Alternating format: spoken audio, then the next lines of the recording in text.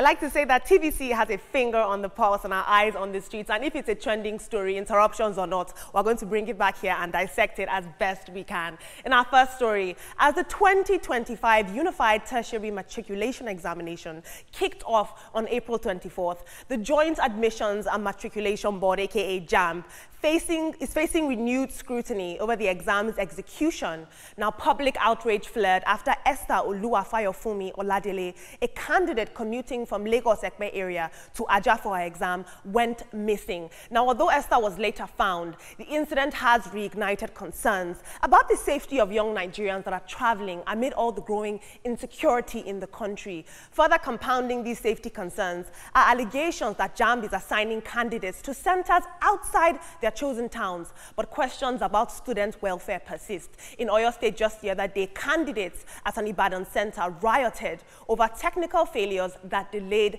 the exam. And this is a repeat, unfortunately, of issues that we've seen in recent years. Online, candidates are now criticizing the board for scheduling exams as early as 6:30 a.m. And in one bizarre case, a candidate refused to attempt any questions, reportedly obeying her grandfather's instruction to await divine intervention. With over 2 million candidates are registered nationwide, the spotlight is obviously firmly on JAMB's ability to safely and efficiently manage the country's largest standardized tests. Now, in JAMB's defense, I will say that they're taking steps to redress these issues. They delisted several computer-based technology centers that did not meet their technical standards. They've also arrested impersonators that have been coming to take the exam. So they're doing their best. 2 million candidates, that is a record number. Let's take a look at social media. Peter Obi says, I came across multiple reports of students being asked to attend a public examination by 6:30 a.m. Teenagers, mostly around 15 to 17 years old, forced to travel in the dark, even in the face of insecurity, across dangerous and unfamiliar locations. Setting exams for vulnerable teenagers as early as 6 a.m. while transporting them to far-flung locations is reckless. We'll take 2 more tweets on this. Emelobe says the official resumption hour in Nigeria is 8 a.m. and yet people who resume by 8 a.m. are fixing exam for 6:30 a.m. Nigeria is a funny country. And Debbie says, JAMB and NYSC are 2 twins, no single regard for human life. JAMB is a pivotal time in these children's lives, so I can't understand the outrage. In our next story, in the latest chapter of political theater from Nigeria's National Assembly, the suspended Kogi Central Senator Natasha Akpoti Uduaghan has apologized to Senate President Godswill Akpabio, but not in the way that any of us expected. In a letter that she titled a satirical apology letter, she offers what appears to be an apology, but with sarcasm and satire dripping from every line. Now, rather than a genuine expression of regret, the letter is a clever and controversial jab, and it uses the language and style of an apology, but delivers strong critique to the Senate President. I'm going to take a short excerpt from this letter. She says, I now realize the catastrophic consequences of my actions, legislation delayed, tempers flared, and the tragic bruising of egos so large that they require their own postcodes. For this disruption to the natural order of quid pro quo, I bow my head in fictional shame.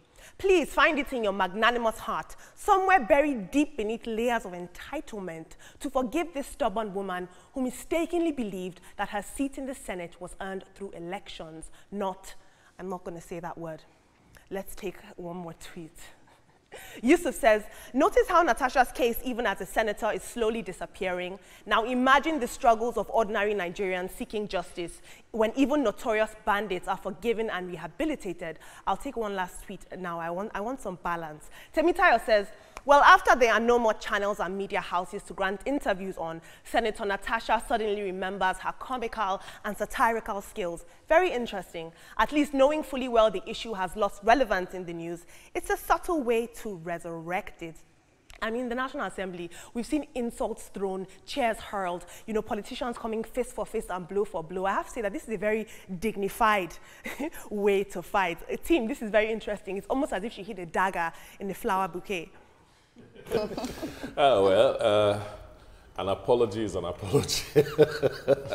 No matter how sarcastic it sounds, an apology is an apology. But that is not my main issue that I want to comment on. Sending children out as early as 6:30, that is wrong in so many different shades. You don't do that. It is completely wrong. No wonder that girl decided to take her grandfather's advice and wait for divine instructions to write the exams. Well, the instructions didn't come, so she didn't write.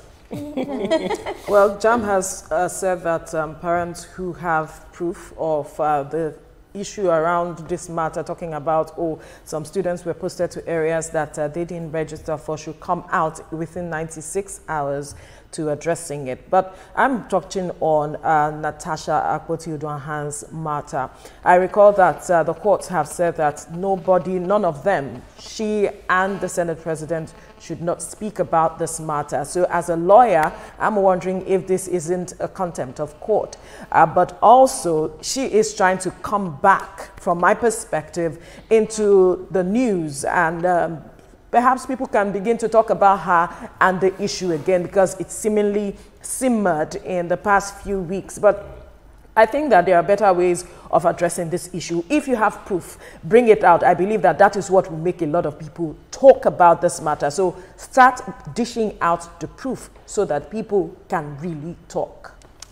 We've said it countless times on this table, you know, it's time for her to bring out proof. And of course, we've seen that the matter has gone down a bit, so it's obvious that, you know, she put this out for people to talk. And people are talking because we're on the table talking about it. But I just hope that, you know, she takes a different route, because we've asked a lot of times that, please, let's see evidence. So what we are praying for now, and we are hoping that, Natasha, please, if you're watching, we need evidence. And just quickly to touch on the JAM story, I think that 6:30 is too early. It's way too early for any child to be out, you know, trying to write an exam.